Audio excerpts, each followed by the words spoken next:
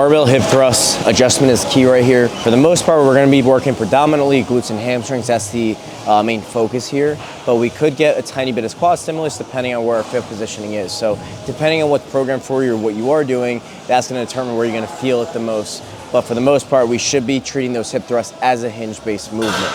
Now, as we get set up with this bar and we're doing any hip thrusts, we want something that is gonna give us good support at the back end. We're gonna have that pad sitting just below our shoulder blades, okay?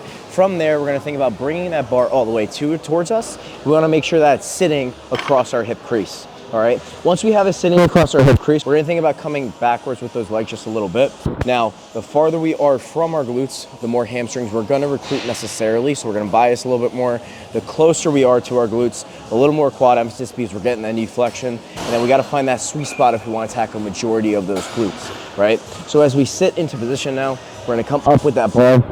Majority of the setup is going to happen when we are sitting in this position right here. What I wanna think about doing is taking the slack out of the bar, so I'm going to push that barbell forward into the upper portion of the thighs.